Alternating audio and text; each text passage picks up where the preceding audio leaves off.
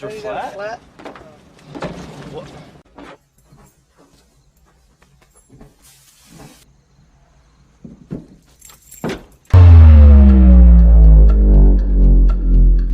Selamat datang di channel DNM Waru. Terima kasih sudah klik video ini. Apa kabar kalian semua?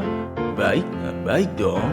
Daripada pusing mikirin kerjaan, setiap hari bekerja keras tapi atasan selalu ngomel terus. Atau mikirin pacar atau gebetan yang selalu bikin galau. Lupakan sejenak dan mari saksikan rangkuman film dari DNM Waru. Kali ini saya akan membahas film yang mungkin akan memacu adrenalin Anda untuk lebih semangat lagi dalam berjuang mencari sesuap duit. Maksudnya makan, tergantung Anda menyimpulkannya. Lanjut, film ini berjudul Goodfellas dan film ini diceritakan berdasarkan kisah nyata. Tanpa berlama-lama, langsung saja kita masuk ke pembahasan film. Diawali dengan 3 pemuda yang berada di dalam mobil sedang menempuh perjalanan. Namun di tengah perjalanan terdengar suara bising di belakang mobil. Akhirnya mereka memutuskan untuk memeriksa. Tanpa diduga, ternyata ketiga orang ini sedang menyekap seorang pria. Yang mereka pikir pria tersebut sudah koit atau isdet, tapi ternyata masih hidup. Tidak banyak basa-basi, pria tersebut langsung ditusuk secara bertubi-tubi dan dilanjutkan dengan rentetan tembakan. Sebenarnya apa sih yang sedang terjadi? Nanti kita akan tahu. Dan mari kita perkenalkan pemeran utama pertama dari Goodfellas di film ini. Kita sebut saja Hendro, yang dimana Hendro tidak bercita-cita ingin menjadi presiden, dokter, polisi, tentara, apalagi PNS. Tapi justru ia bercita-cita ingin menjadi seorang gangster. Dan inilah Goodfellas. Selanjutnya kita akan dibawa kembali ke masa kecil Hendro. Kita diperkenalkan dengan lingkungan Hendro, panggil saja ini Dadang. Dan ini adalah Parto, yang dimana mereka yang akan menjadi rekan-rekan beradu nasib selama perjalanan hidupnya. Dan ini adalah keluarga Hendro, di mana keluarga Hendro merupakan keluarga yang bisa dibilang bukan dari keluarga yang tercukupi. Dan Hendro lebih suka mengorbankan sekolahnya dan memilih untuk bekerja dengan Dadang dan Parto. Karena Hendro sendiri sering membolos, pada akhirnya Hendro mendapatkan surat teguran dari sekolah, di mana Hendro dimarahi habis-habisan oleh ayahnya. Karena kejadian tersebut, Hendro pun mengadu kepada Dadang, ia tidak dapat melanjutkan pekerjaan karena ayahnya memarahi. Dan kalian tahu apa yang dilakukan Dadang? Ia justru mencari si tukang pos dan menghajar habis-habisan agar tidak lagi mengirimkan surat dari sekolah ke rumah Hendro. From now on, any letter from that school to that kid's house comes directly here. You understand? Yeah. Lalu sebetulnya siapa Dadang dan siapa Parto? Dadang bisa dibilang tangan kanan dari si Parto, dan Parto merupakan mafia atau gangster yang paling memiliki pengaruh terhadap organisasi dan elit-elit pemerintahan.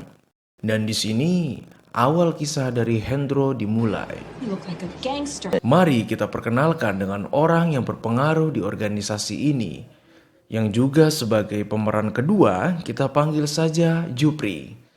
Dan ini merupakan awal pertemuan Hendro dengan Jupri, yang dimana mereka akan menjadi sahabat bagaikan kepompong. Jupri sendiri merupakan seorang pencuri, pemeras, dan pembunuh yang sangat amat ditakuti di wilayah tersebut. Dan di sini kita langsung diperkenalkan lagi dengan tokoh ketiga, yaitu Tommy. Yang membuat mencengangkan adalah saking didayanya mereka semua, dengan cukup membayar ke semua pihak yang bersangkutan, hampir setiap aksi yang dilakukan itu mulus tanpa ada kendala. Sungguh sangat membagongkan. Singkat waktu, kini Hendro sudah menjadi pria yang dewasa, tangguh, dan tahan lama tanpa obat.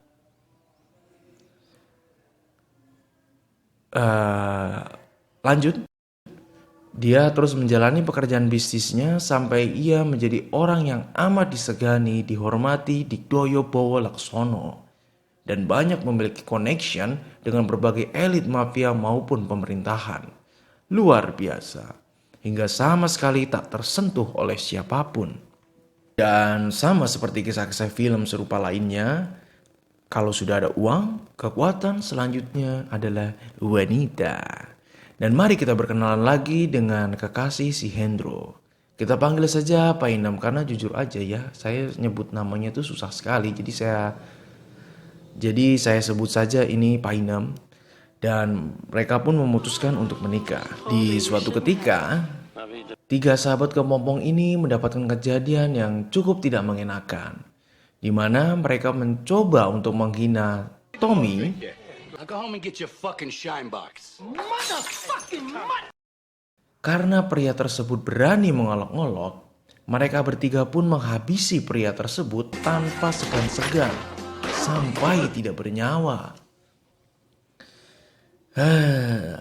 Ya, kita pun dibawa ke scenes di awal film yang kalau kalian masih ingat, di sini semuanya pun akhirnya jelas, di mana pria yang dibawa oleh mereka bertiga di belakang mobil itu adalah pria yang mencoba untuk mengolok-olok Tommy seperti itu.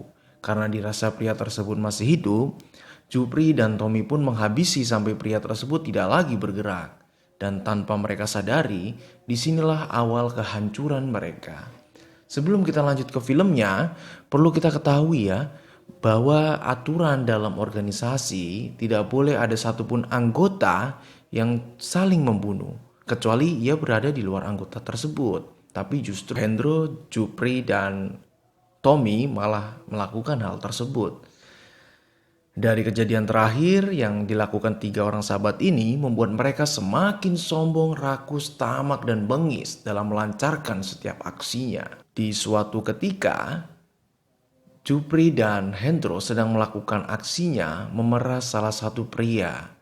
Namun karena tindakannya yang sudah mulai di luar kontrol, mereka pun tidak menyadarinya, tidak memperkirakan bahwa istri dari seorang pria yang ia peras ternyata adalah orang yang berpengaruh di elit pemerintahan khususnya FBI.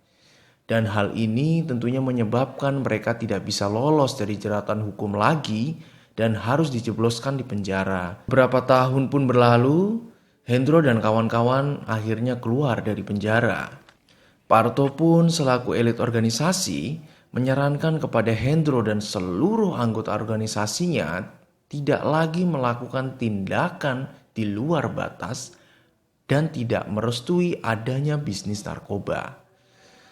Namun Hendro sayangnya tidak memperdulikan peringatan dari Parto dan justru bertindak lebih ekstrim lagi dan lebih brutal lagi, yang dimana mereka justru menjual narkoba dan melakukan pencurian dengan skala yang tidak main-main, dan membunuh semua anggota mereka sendiri yang dirasa menghalangi jalan mereka bertiga.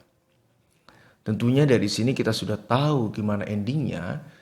Karena tindakan yang sudah tidak bisa ditoleransi, Parto pun akhirnya memerintahkan Dadang dan anak buahnya untuk memburu dan menghabisi Hendro, Japri, dan Tommy yang dimulai dari Tommy.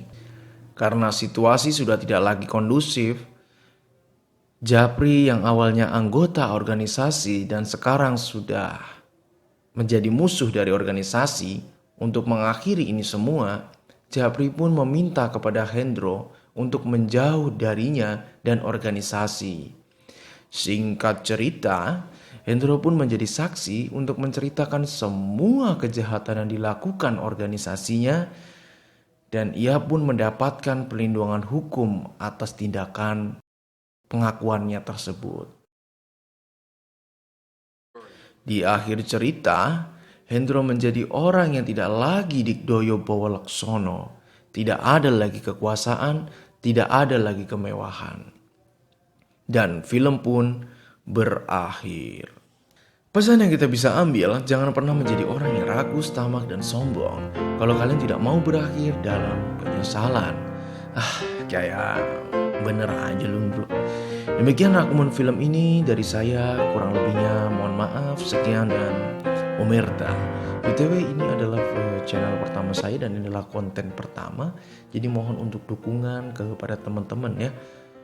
Terima kasih dan